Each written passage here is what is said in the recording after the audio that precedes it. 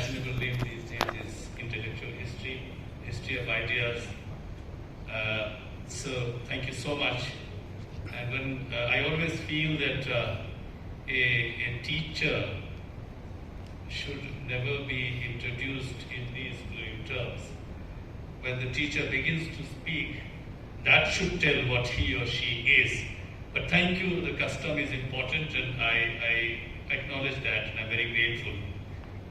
Honorable members of the dais, Brigadier Rajput, Sri Rajendra Bawarji, and my dear friend Professor Padha, an eminent academic and an administrator, let me issue an apology. While it is a singular honor and rare privilege to speak before you in this very important conference, but to speak about kings and their ideals, particularly in modern time or even medieval time, before you,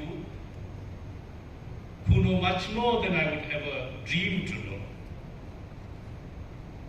both in its precept and practices, is a daunting and intimidating task.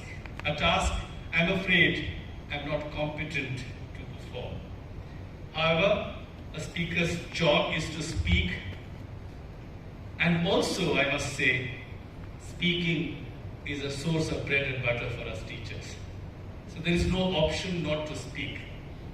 So I'm not afraid of speaking, but I'm afraid of what to speak. I'm not, therefore, at liberty to shirk my duty here. I've been given this privilege. However, I apologize to you all for any errors, as we call in Sanskrit, skalana, that I may fall into during my deliberations. I'm most grateful to two of my colleagues and very dear friends from Jammu University, Professor Suman Jamwalji and Professor Shyam Narayan Lal, both of whom, as you know, are formidable historians.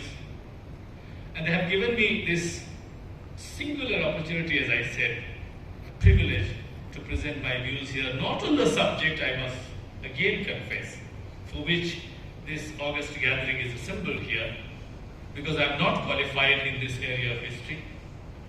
I thank them both profusely and sincerely. And I would also like to thank everybody who has been associated with this conference